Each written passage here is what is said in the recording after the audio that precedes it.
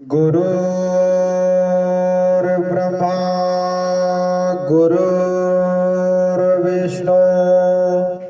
गुरुर्देवो महेश्वरा गुरु साक्षात् परं ब्रह्म तस्मै श्री गुरवे नमः। कर्पूरगौरं करुणावतारं संसारसारं भुजगेन्द्रहारं सदा वसन्तं हृदयारविन्दे भवं भवामि सहितं नमामि। सद्गुरु कबीर राम रक्षा माम।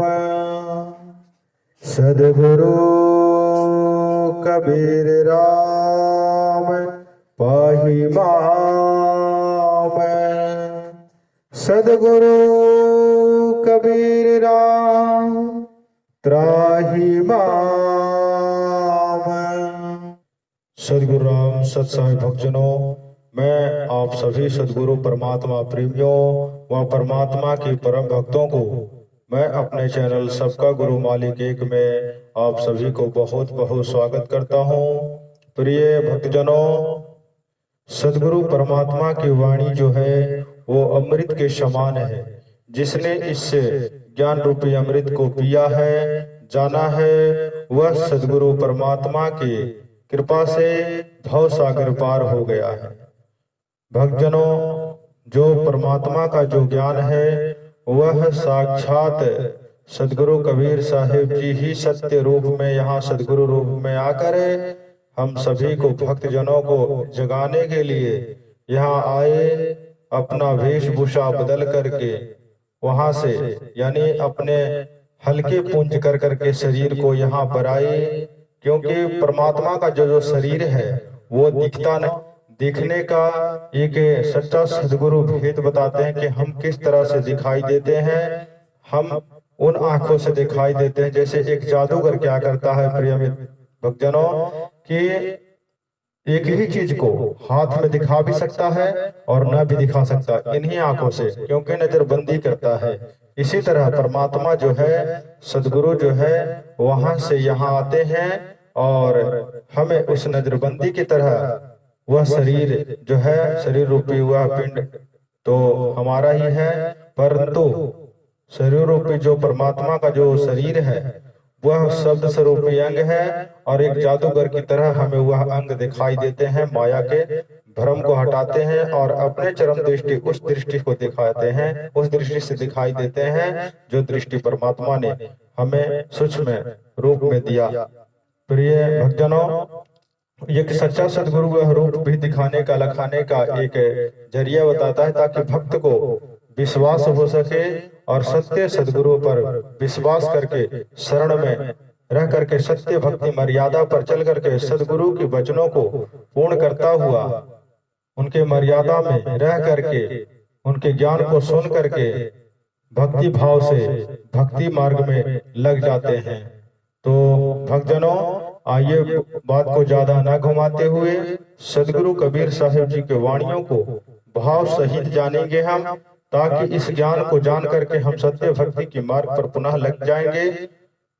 प्रिय भक्तजनों, जो भी इस सत्य ज्ञान को सुनेगा, स्मरण करेगा और समझेगा, उनका जो दुख है वह हर लेंगे परमात्मा।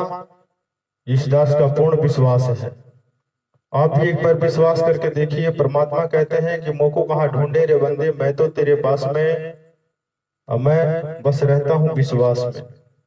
आगे वाणियों में आने वाले वाणियों में सत्संगों में आप सभी को पूरा पूरा वाणियों का अनुवाद करके भाव सहित बताया जाएगा, ताकि आपका जो बुद्धि विवेक है वो पूर्ण तरह से और ज्यादा बढ़े, इतना बढ़े कि परमात्मा के सभी वाणियों को, भाव को समझते हुए परमात्मा के आप शरण में रहे। तो आइए सदगुरु कबीर साहिब जी की वाणियों का अनुवाद करते हैं। भाव सहित है। भक्तजनों, वाणी किस तरह से है? कबीर दंडवत गोविंद गुरु बंदो अभिजन सोय, पहले भय प्रणाम तीन नमो जो आगे होय। प्रिय भक्तजनों, यह सदगुरु कबीर साहब जी की वाणी है। आइए भाव सहित जानते हैं कि इन वाणियों का भाव क्या बनता है। प्रिय भक्तजनों, सदगुरु परमात्मा कहते हैं कि गुरु तथा परमात्मा को समान भाव से देखना चाहिए। इसलिए सदगुरु कबीर परमेश्वर जी ने सूक्ष्म वेद तत्व ज्ञान में अपने मुख कमल से कहा है कि गुरु तथा परमेश्वर गोविंद को दंडवत प्रणाम करें। अन्य महापुरुषों को जो पहले हो चुके हैं, परमार्थ के लिए हो चुके हैं, तथा अन्य महापुरुषों को जो पहले हो चुके हैं तथा भविष्य में परमार्थ के लिए जन्म लेंगे, उन सबको प्रणाम शीश झुकाकर नमन कीजिए। आगे वाणी में क्या कहे हैं? कबीर गुरु को की जय दंडवत कोटि कोटि प्रणाम, कीट न जाने भृंग को ज्यों गुरु कर आप समान। इस वाणी का भाव यह निकलता है भक्तजनों, सदगुरु कबीर साहब जी ने इस वाणी में क्या बताए हैं कि गुरु जी को दंडवत प्रणाम करना चाहिए तथा करोड़ों करोड़ों बार प्रणाम करना चाहिए। जैसे भृंग कीट किसी अन्य कीट को उठा कर लाता है, उसको अपनी आवाज सुना सुना कर अपने जैसे रंग व पंखों वाला बना लेता है, ऐसे ही गुरु जी अपने शिष्य को बार बार सत्संग सुनाकर अपने जैसे गुणों वाला बना लेता है। आगे वाणी क्या कहते हैं? कबीर गुरु गोविंद तो कर जानिए, रहिए शब्द समाए, मिले तो दंडवत बंदगी नहीं पल पल ध्यान लगाए। सदगुरु ने इस वाणी में बताए हैं कि गुरु जी को गोविंद परमात्मा तुल्य जानना चाहिए और उनके द्वारा दिए गए भक्ति साधना के शब्द नाम को सदा स्मरण करते रहिए। जब कभी गुरु जी मिले उस समय उनको दंडवत प्रणाम करें, नहीं तो उनके चरणों में और उनके दिए हुए मंत्र स्मरण पल पल उनमें ध्यान लगाएं, यानी गुरु जी की याद और उनके दिए हुए उपदेश को ध्यान में रखते हुए स्मरण करनी चाहिए, यानी बनी रहे, याद बनी रहे। आगे वाणी क्या कहती है? गुरु गोविंद तो खड़े किसके लागू पाए, बलिहारी गुरु आपने जिन गोविंद दियो मिलाए। इस वाणी में सदगुरु कबीर साहिब जी ने बताए हैं कि यदि गुरु तथा परमात्मा दोनों साथ साथ खड़े हो तो आप किसके पैरों लगोगे?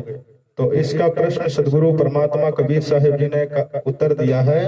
कहा है कि मैं तो अपने गुरु जी के पैरों लगूंगा, उस पर बलिहारी जाऊं जिन्होंने परमात्मा मिला दिया। आगे वाणी में क्या कहते हैं? कबीर सतगुरु के उपदेश का सुनिया एक विचार, जो सतगुरु मिलता नहीं तो जाता यम के द्वार। कबीर यम द्वार में दूत सब करते खेचा तान, उन तक वो ना छूटता फिरता चारों खान। कबीर चार खानी में भरमता कबहू न लगता पार, सो फेरा सब मिट गया सतगुरु के उपकार।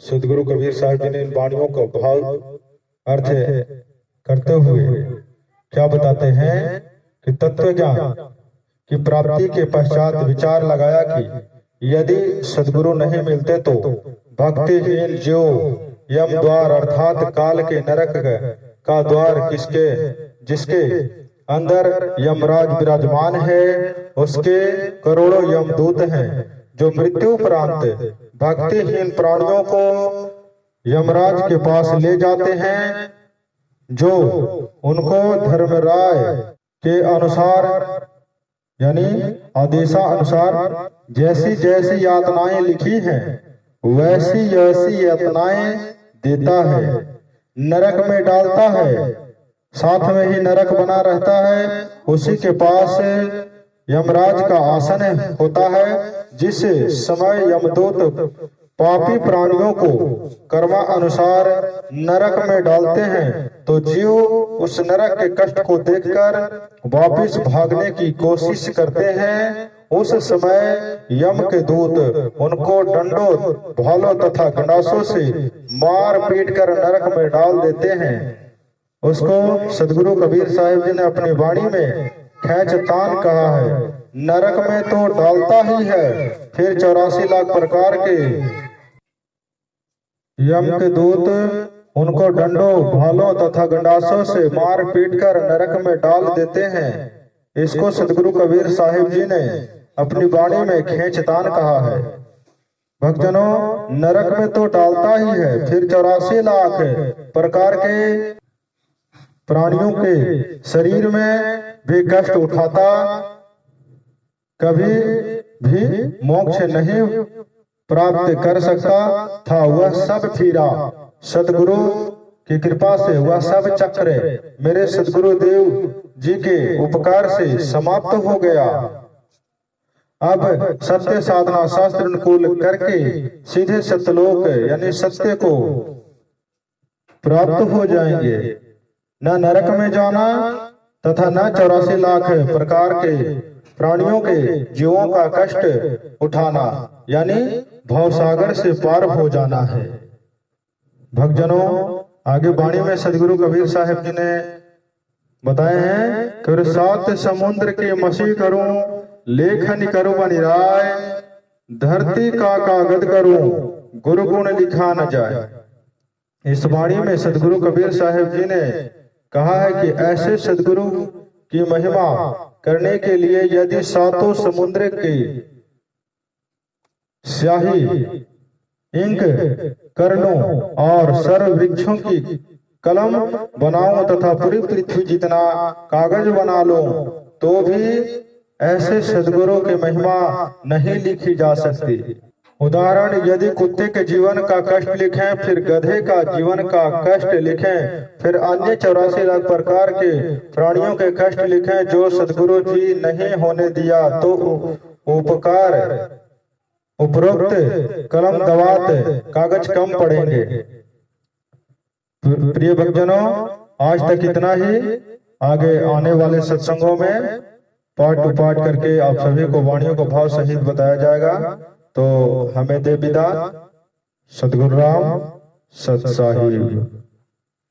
जय जय सतगुरु सत कबीर साहिब जी की जय हो।